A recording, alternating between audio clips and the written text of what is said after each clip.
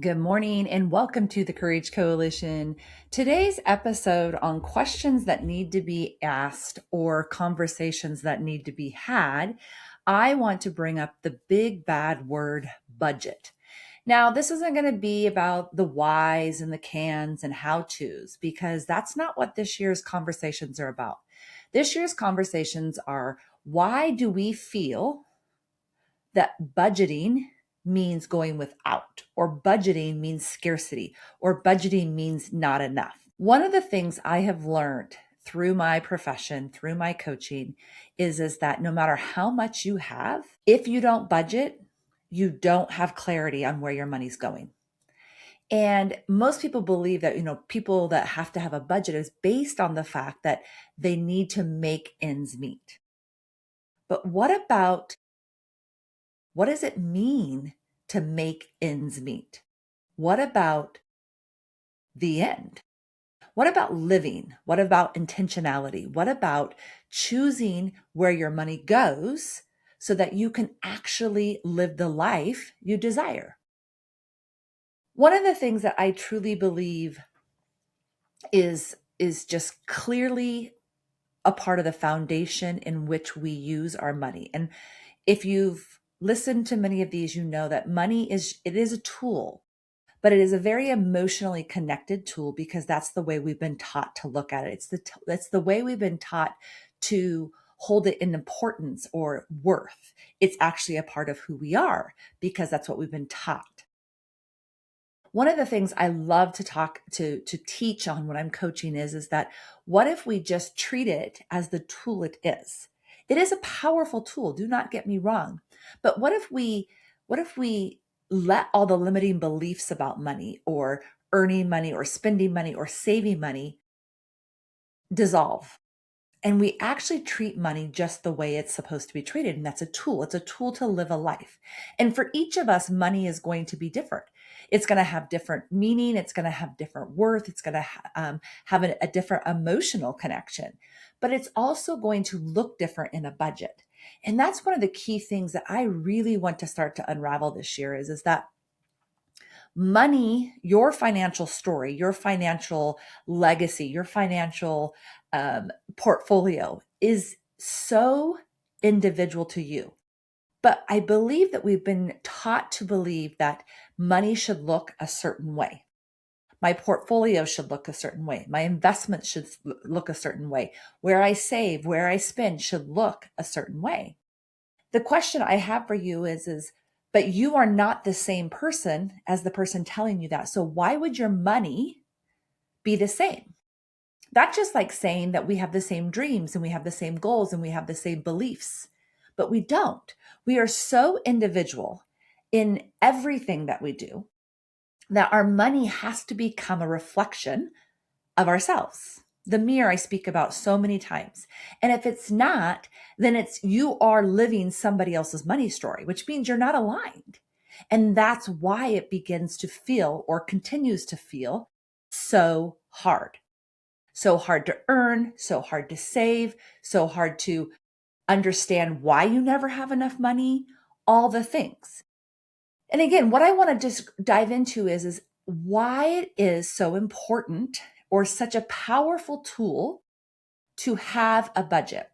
And it's the beginning of 2026. And this is a part of everything I'm doing right now, not only personally, but professionally.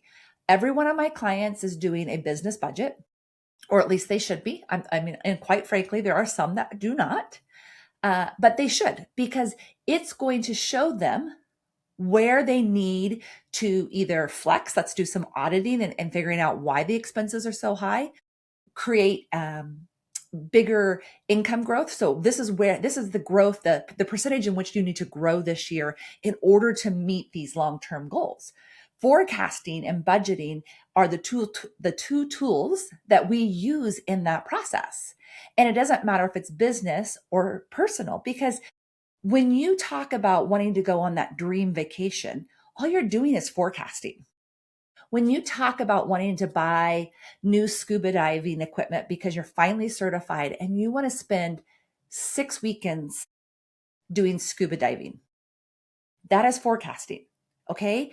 When we actually are intentional in how we want to spend our money, where we want to spend our money, how we earn our money, and how we save our money, everything changes.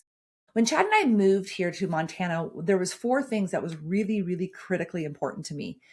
And I didn't even understand it then. I can look back and see it now.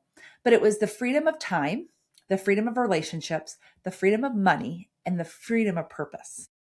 And I know you've heard me speak of these before, but I want to go into these a little bit differently because they also connect to the core values. Freedom of time is that we're not glued to somebody else's time schedule and how we earn our money. We are not earning our money in a way that is somebody else's dream, somebody else's beliefs, somebody else's timetable. We have the freedom of relationships. And the biggest thing for me here was freedom of who we work with and how we work with those people. That was key because one of the problems, the pain points was is that we didn't have any of that control, and there was so much stress around the people we were surrounding ourselves with in business. Freedom of money. It wasn't necessarily about a huge amount, quantity. It was about how we spend, earn, and save our money in a way that aligned with who we were, not back to what our culture, our society, our family, whatever had said was success. And then purpose, freedom of purpose, freedom to live in a way that was completely aligned and really was the foundation of intentional legacy. All of those things is my belief of legacy. My belief of legacy is that it is about the whole person. It is about how you live, not how you prepare for someday. It is how you pre- uh, forecast, for lack of a better word. These are my dreams and this is what I want to do. And I'm not going to say it will happen someday. I get to choose to make it happen today. Chad and I have never been the individuals that are making three, four, $500,000 a year, but we do live a life that feels very abundant. And the reason is what I just said is because we choose every day to spend, earn, and save our money in a way that aligns with our core values, our dreams, our purpose, our life, and all of that is our legacy. Intentional legacy is one of those words that I use a lot, but it is such an important part of life to me because everything we do every single day is our legacy. Everything that we don't do every single day is our legacy. And we get to choose every day when we wake up. And if you're listening to this and say, no, I don't get to choose, I don't even make enough to pay the bills. You're right. You are restrained by the amount of money you are earning. But then my question to you is there a different way? Because every day we get to choose to look at it a different way. We can reflect, our perspective can change, but that's an inside job. And that's something that you have to begin to work on and see and take apart why you think the things you do. That is not something that even a counselor can do for you. Maybe they can ask you great questions, but they can't do it for you. Intentional legacy is absolutely 100% all up to you. And that's hard because if we don't change anything, nothing changes. And that's where we get stuck because change is hard. Thinking about things from a different perspective is hard. Growth is hard. But what's on the other side is absolutely amazing. And so when we're talking about our finances and budgeting and what 2026 will look like for you, the question I want to ask you, what is the one thing you're forecasting? What is the one dream you keep putting off? What is the one purchase you keep putting off? And I say that lightly because I don't believe that we should be, and this is a judgment, this is a belief that we should be continuing to look at materialistic things the same way we have been for generations. And being a child of the 80s, I get it. Abundance of things was pounded into me by our culture. Maybe not as much by my mom, but by our culture. And so I want you to ask yourself, is that something I truly want? And if it is, then that is definitely forecasting. But two, one, where is it going to go? Two, do I need to get rid of something in order to purchase it or have a space for it? And three, is it going to give me a feeling of adventure, a feeling of calm, a feeling of joy, a feeling of fulfillment if I purchase it past a 5-day mark or a 5-week mark? So those are the things that I actually sit with as I am working our budget. When I look at something that we need or want, and I do say need because do I need it or is that what I believe? A bed is a great example. Do we need a new bed this year? Is it really going to change the way we sleep this year? I can't answer that question, but it's definitely a question I ask myself as I'm forecasting for 2026. And this is an active, ongoing process. This isn't, I'm going to sit down with our budget one day and finish it. It is very intentional how we look at it, how we think about it, what we want to do. We start creating our calendar for things we want, where we want to go, and events we want to do, and things we want to do with the kids, so that we can begin to look at our calendar and actually create intentionality around our budget. It is a process, and it is worth every single second, minute.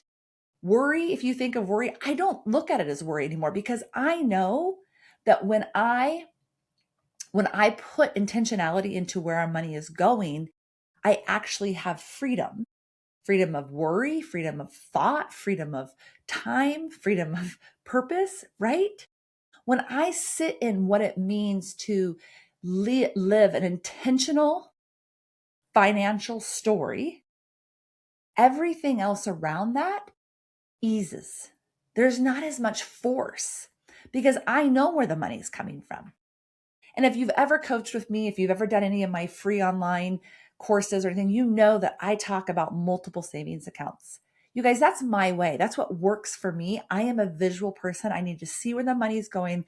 I need to keep it separate so I know exactly where it comes from when it's time to purchase that thing or pay off the credit card I used to purchase that thing or that adventure or that trip or whatever it is. But maybe that's not the way for you. And this is where we're coming back to, what is the way for you? Is it a paper process? Is it an electronic process? Is it an app? And you have to start beginning to ask yourself those questions of, am I going to actually use this past 6 weeks in 2026? Because if the answer is no, please don't do it. Don't spend your time, your money, your energy, any of it's not worth it. But until we start telling our money where to go, we will continue to ask the question of, where did all my money go? You guys, I think a lot of people think about the way I budget in different podcasts as far as we don't eat out. We only grocery shop every 3 to 4 weeks. I don't go and buy coffees as scarcity.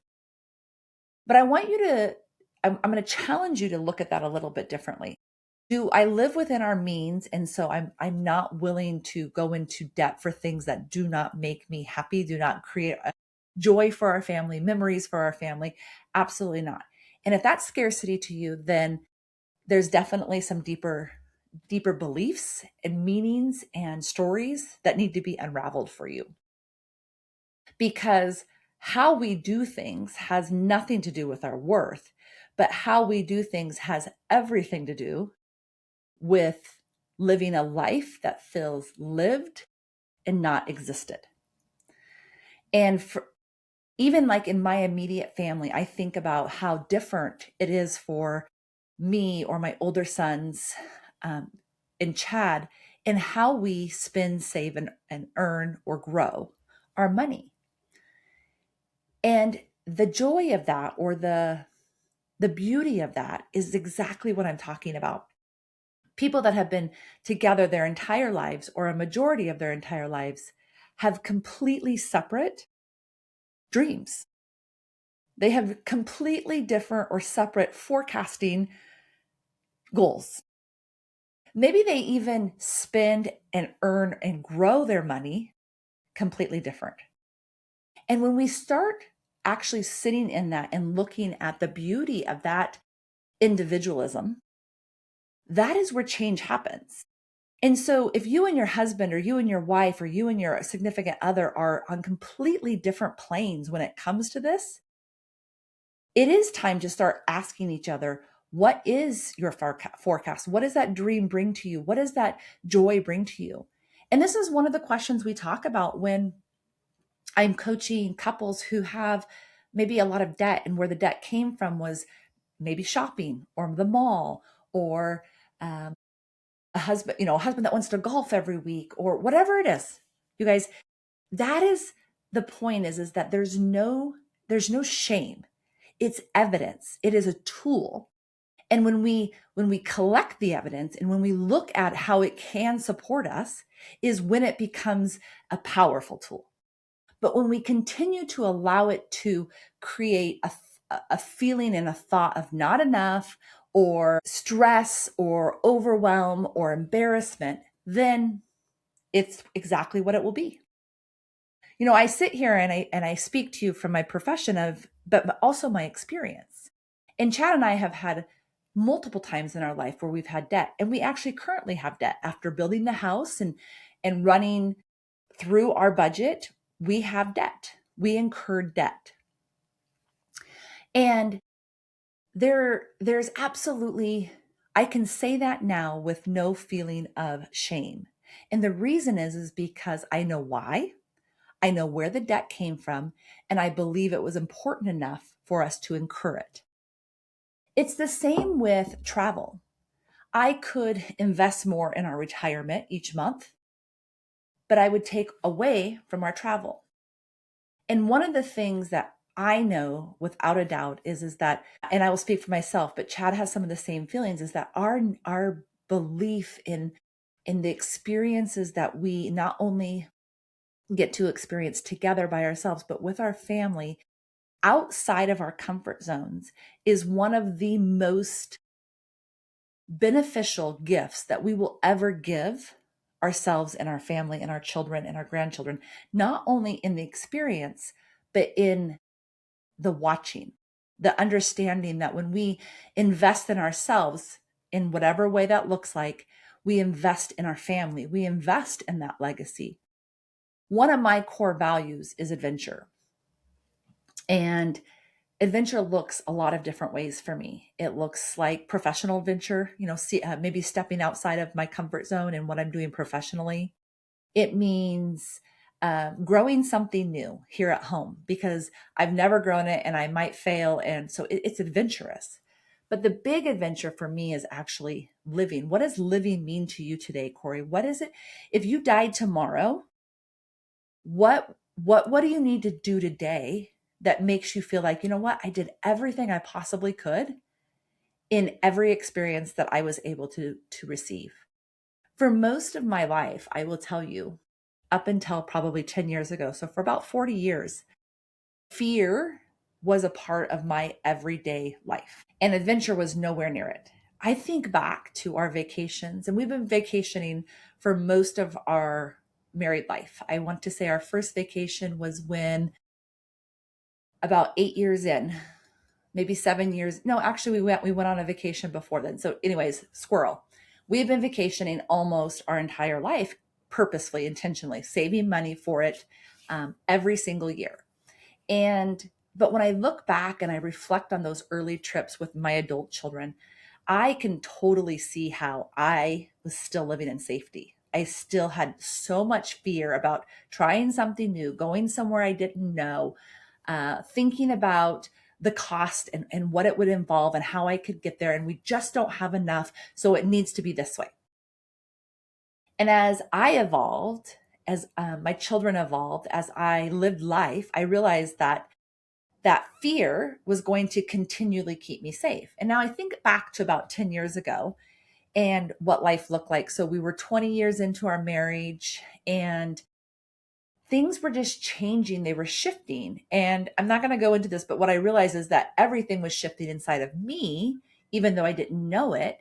And now I can see that and reflect upon that. But I wanted to do more things that we had never done. I wanted to stop spending money on the same trips.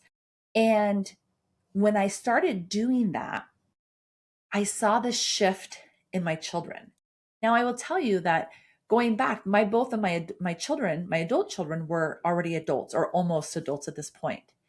And I reflect on how they have the courage to travel on their own or in different ways now versus how the littles love to travel or try new things when they're young. And I see the intentional legacy impact. You guys, it is like night and day. When I started living in my truth or my adventure or in my desire to step outside of fear, it greatly affected everything the four youngers have done. When I sit here and tell you that the things that they've done, the animals they've swam with, the trips that they've gone on, this will greatly change them for the rest of their lives. And not because I'm rich and not because we have this ability that nobody else has. It's because I truly, truly, with all of my heart, saved in a different way. I saved in a way that allowed us to do these things. I saved in a way that created that opportunity. But even looking back to that, I can sit here and say I could have saved so much more. And it was the stepping stone I needed to get to where I am today, because I could literally go without a majority of our food if it would say I could go on another trip. But obviously my family can't. And that may seem extreme to you, but it is just knowing where I am in this life and what I want to experience, whether I have 1 more year, 5 more years, 20 more years, however long that is. But maybe that's not for everybody. And I appreciate and I recognize that. But what is it that is in you? Do you live in a state and you've never maybe seen something you've always wanted to see because you've just never taken the time, energy, or money to go visit that place? I can raise my hand there. When we were in Oregon, we didn't see Crater Lake until my husband and I were 40, a beautiful, beautiful national interest point. And we hadn't seen it until we'd lived there 40 years.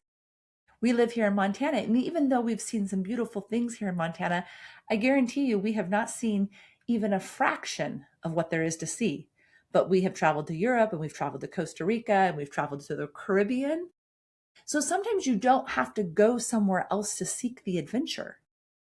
Do you have something that you felt in your heart as a child or teenager that you really wanted to do? And then you let life happen, or you let fear happen, or you let responsibility happen. Revisit that. I have some of those.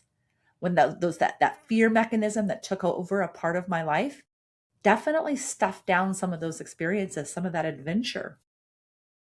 So when you're thinking about a budget, what I want you to ask yourself, is it a scarcity thing, or is it actually going to allow me to live the abundant life I dream of?